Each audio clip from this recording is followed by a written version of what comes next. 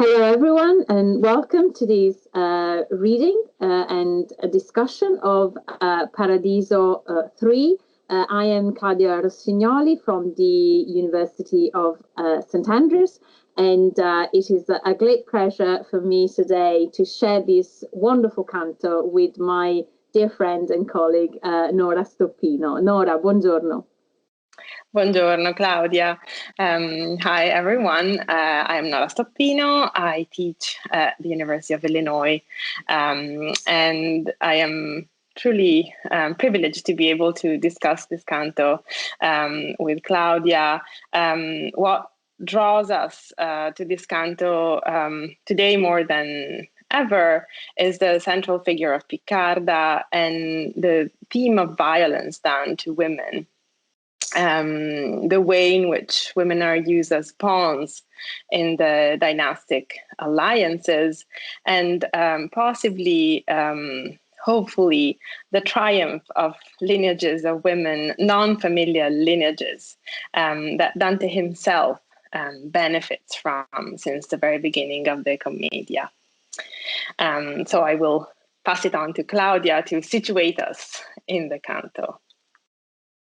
Thank you very much, Nora.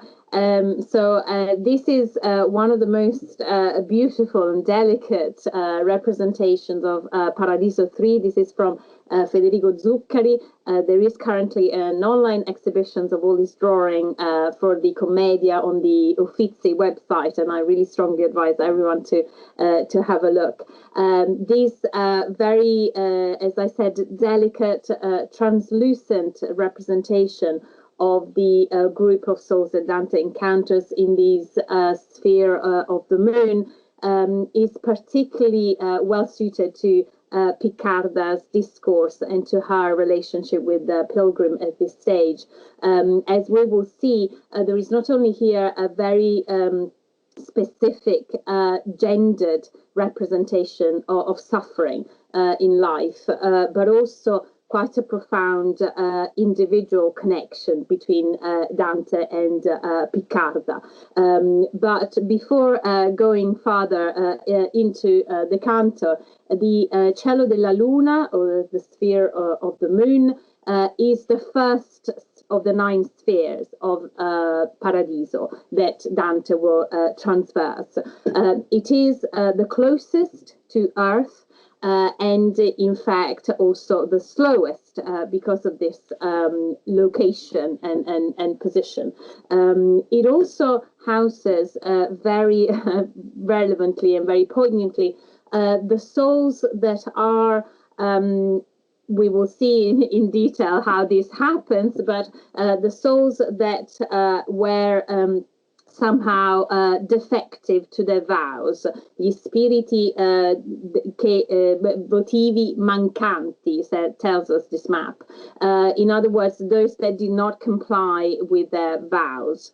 Piccarda will show to us that beatitude is in fact everywhere equal throughout heaven, and therefore this supposed distance from God is not in any way debilitating. But what is most interesting about her discourse is precisely her representation of her relationship with her past life on earth. We will read a few sort of short extracts from Piccarda's own discourse, just to have a look at how this relationship with her earthly reality is now completely overcome in her new beatific situation.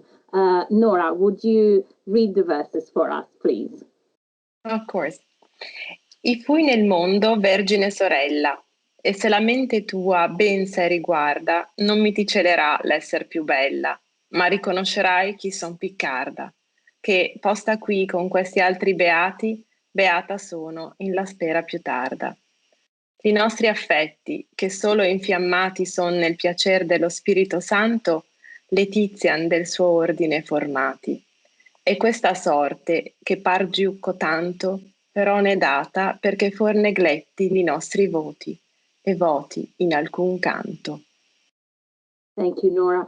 Picarda's beautiful words are very clear, very musical, very sweet. Picarda's tone is throughout indicative of her very humble attitude, and she is, like all other souls in this sphere, entirely, completely contented with her situation and her position. The piacer dello Spirito Santo that we see highlighted here, the inflamed affection, I nostri affetti infiammati, emphasize precisely that the pleasure that these souls perceive in this particular sphere is in no way diminishing their situation as blessed. Sono qui con questi altri beati.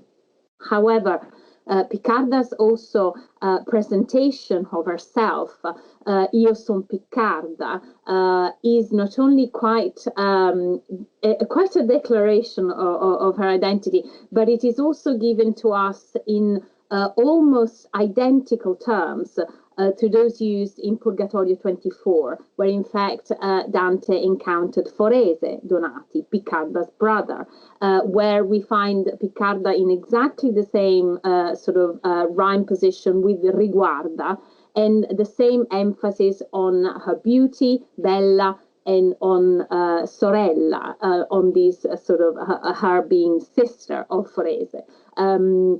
Here, obviously, to us readers of Dante, her Vergine Sorella immediately recalls the Vergine Madre that we will re-encounter further later on in the journey, but at the same time emphasizes her status on earth.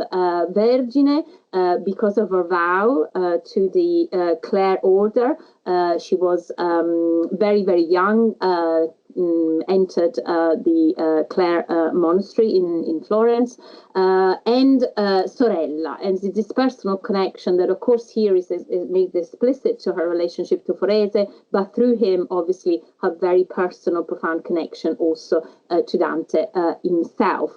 And what is also particularly striking is whilst here in her, if you like, introduction, she references to this very big distinction between her situation on earth and her blessedness. Io fui nel mondo e ora son beata.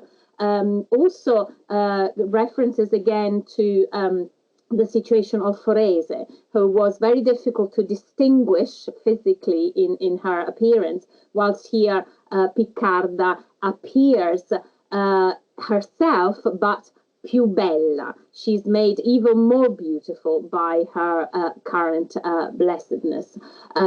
This initial introduction obviously is very joyful, but when Picarda's speech continues, we find out more about this neglected vow, that she mentions here in this introduction. In the sort of further on, after in a discourse, she talked to us of a previous life. Nora. Perfetta vita e alto merto in ciela donna più su, mi disse, alla cui norma nel vostro mondo giù si veste e vela, perché fino al morir si veghi e dorma con quello sposo ch'ogni voto accetta, che caritate a suo piacer conforma. Dal mondo, per seguirla, giovinetta fuggimi, e nel suo abito mi chiusi e promisi la via della sua setta. Uomini poi, a mal più che a bene usi, fuor mi rapiron della dolce chiostra, Iddio si sa, poi, qual mia vita fusi. Thank you, Nora. And you can see here, we start from the situation of beauty, of perfection, of blessedness that Picarda is enjoying at the moment, and her reference to Donna più su, to St. Clare, of course, alla cui norma she tried to abide, and yet then when she looks back at her experience as a real woman in the flesh on earth, her tone changes slightly. There is a very profound sorrow, although there is detachment, because of course these events have happened in the past.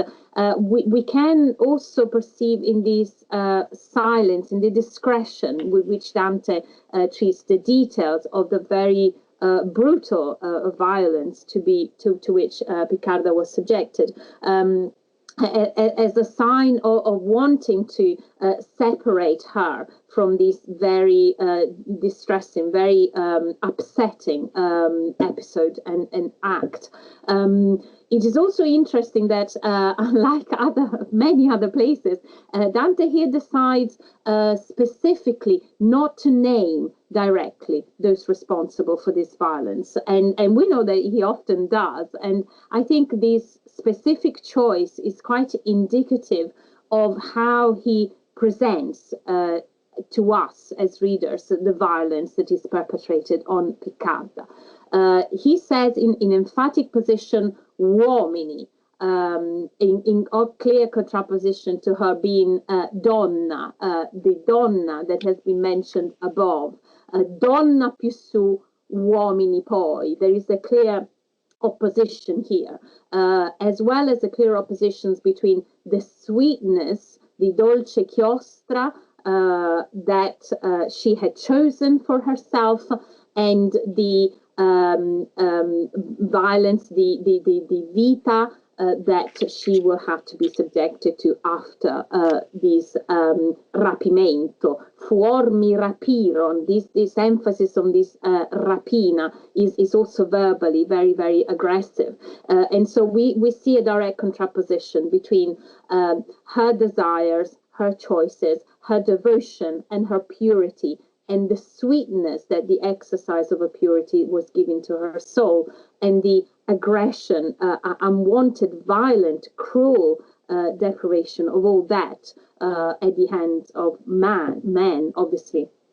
Amal più cabenusi, both the anonymity of this man, who we know were led, in fact, by Picarda's own brother, Corso, not Forese, of course, and also the emphasis on usi, tell us, in fact, that Dante is very conscious of the fact that this violence against Picarda is not simply the result of one exorbitant, exceptional act of one very evil man against one exceptionally pure woman, but on the contrary, is the result, as you said at the start, Nora, of a very entrenched habit of evil, of a very entrenched mentality that sees, in fact, men feeling entitled to exercise power both physically and psychologically on the women of their families, especially. And I think that, in fact, this very stark opposition also between the male, to which men are used, and the bene that, in fact, we see embodied by Picarda, also gives a very clearly gendered here picture of the opposition that between good and evil. It is surprising. It is quite refreshing, I would say, to see in a medieval text such a clear understanding of the way in which gendered violence is the result of entrenched mentality, almost as if it is the result of a community failure not to address understandings of the relationship between the two genders. Also, many chronicles and commentators, especially the early ones, emphasize or tried to construct some kind of legend on Picarda's life after leaving the cluster, saying, for example, that she died very quickly of unhappiness, or that she got a very debilitating illness taking her away from this world very, very quickly. And Dante here is not, in fact, trying to, if you like, cure away or magic away the the cruelty of the violence that is perpetrated on Piccarda. And in fact, I think is quite indicative, quite explicit in his strange discretion of how, in fact, violent this life really was, so much so that she doesn't want to mention it in any way. And so that's how the final verse of this extract is incredibly poignant. Il Dio si sa qual poi mia vita fusi.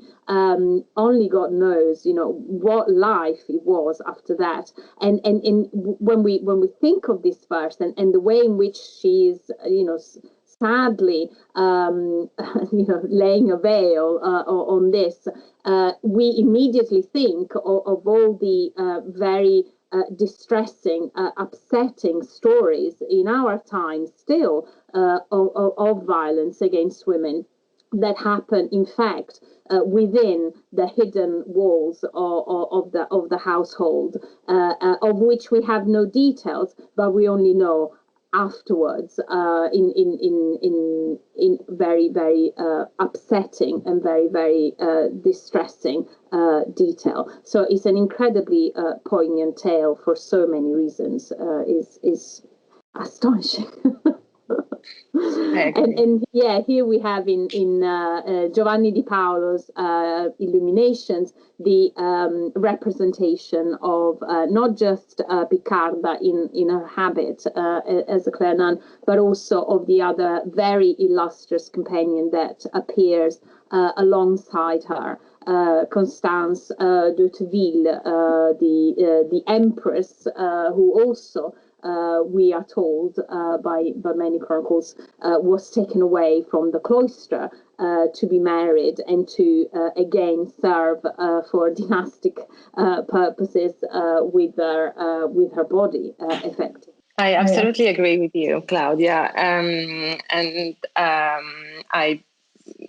I think it's quite interesting that the other image you found from the Giovanni di Paolo depiction of this canto, which is the first in the canto, parallels this vision of the sisters, nuns in the sky of the moon, with this almost bizarre image of this little guy looking at himself in the fountain. And I do think that this mirrors quite brilliantly the way Dante constructed the canto. And so we thought that at this point we would go back to one of the initial images of the canto itself to try and see how the liquid, serene images that open the canto, in fact, prepare a deeper reflection and understanding of this violence Claudia has so brilliantly exposed. And so, Claudia, do you mind reading our quote? Sure. Quali per vetri trasparenti e tersi, over per acque nitide e tranquille, non sì profonde che i fondi sien persi, tornan di nostri visi le postille, debili sì che perla in bianca fronte non vien men forte alle nostre pupille, tali vid'io, più facce a parlar pronte, perch'io dentro alle lor contrario corsi a quel c'accese amor tra l'uomo e il fonte. Subito sì com'io di lor m'accorsi, quelle stimando specchiati sembianti, per veder di cui fosser, gli occhi torsi, e nulla vidi, e ritorsili avanti, dritti nel lume della dolce guida, che sorridendo ardea negli occhi santi. Thank you, Claudia. So in this initial image, we see, in fact, three intersecting images, three similes: glass, limpid waters, and a pearl on a white brow.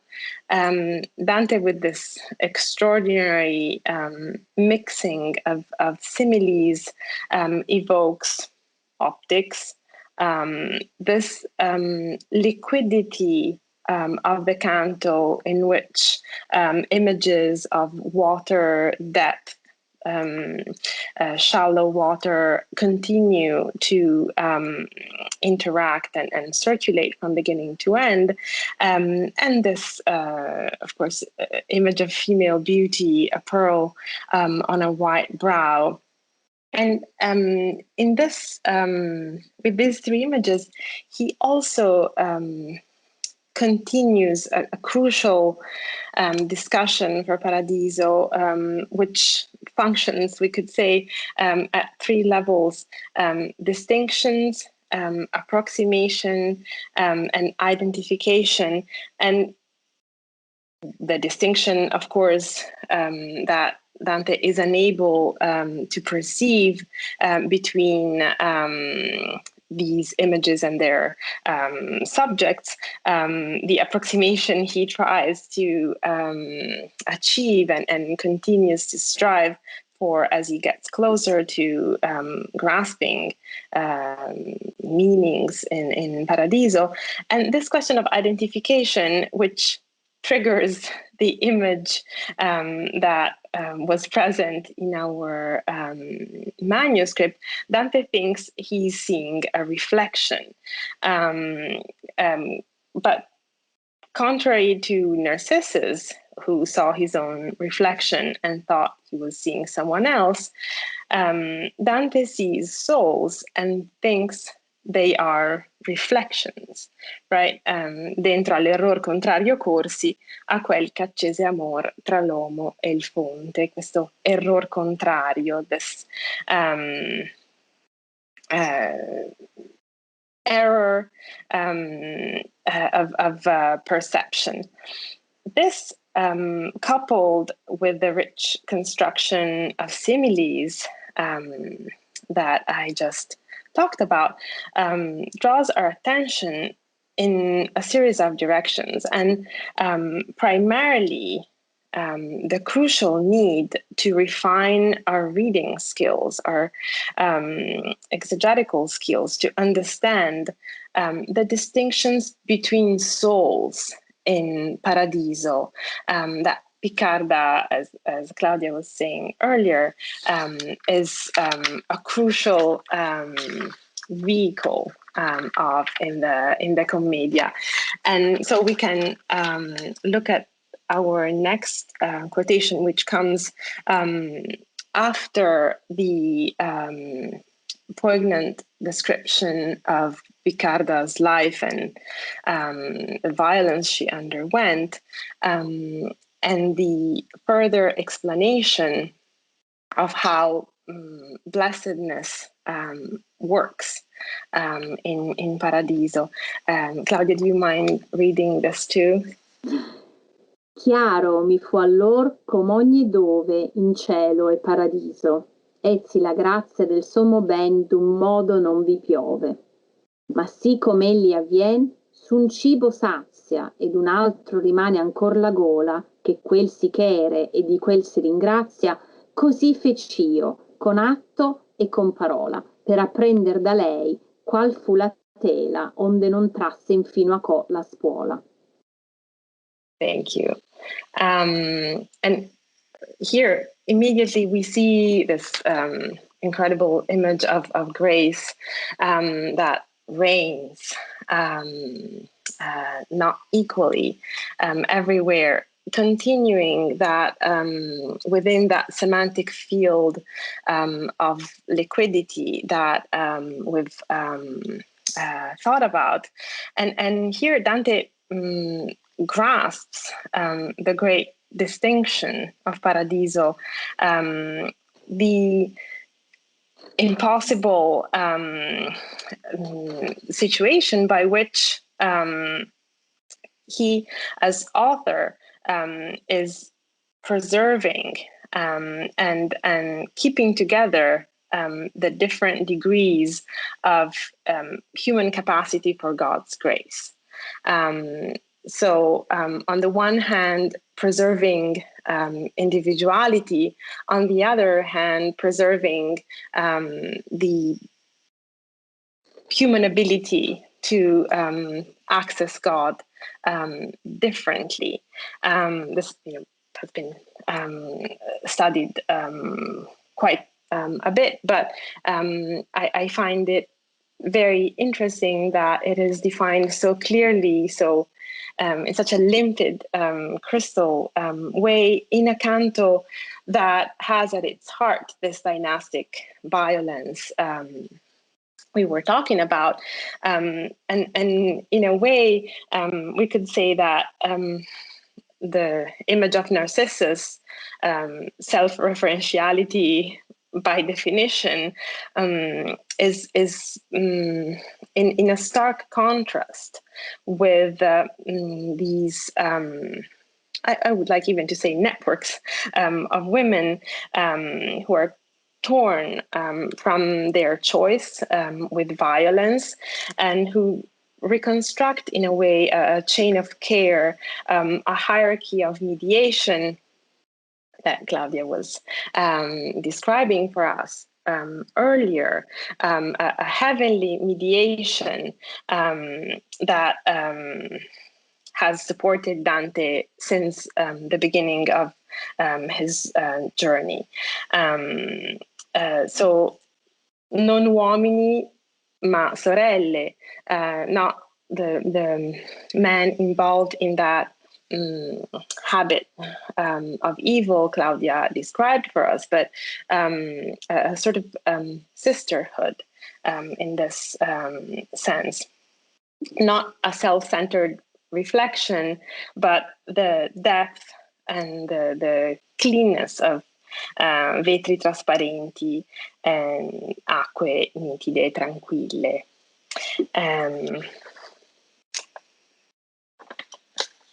And I think, if I may, use this sort of connection to point to the end of the canto, where I think these contraposition between the narcissistic, manly construction of a world where the power is exercised from one gender to another is in fact substituted or exchanged, is given up for a world in which this pure or the purity and sweetness of this new sort of sisterhood is marked not only by insisting on this liquidity that you have mentioned, but also marked very, very clearly liturgically by Piccarda with her reciting of the Ave Maria. The canto concludes on Piccarda singing the Ave Maria whilst disappearing come per acqua cupa cosa è grave. So again, being reabsorbed in this sort of liquid existence of luminosity that she inhabits.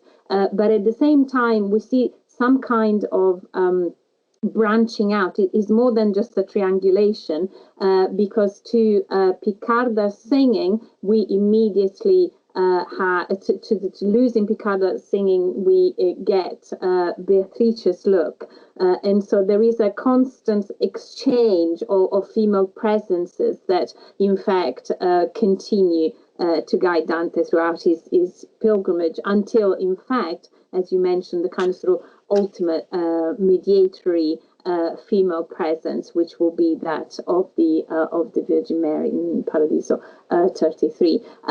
But certainly here the incredible beauty linguistically, textually, visually, sensorially of the canto is a very, very complex combination of the choice of the semantic sort of areas that Dante decides to select, intertwined with a very, very powerful memory of Piccarda's earthly existence, I think.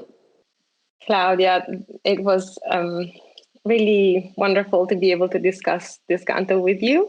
Mm-hmm. I think we're ready to conclude, and thank you very much, Nora.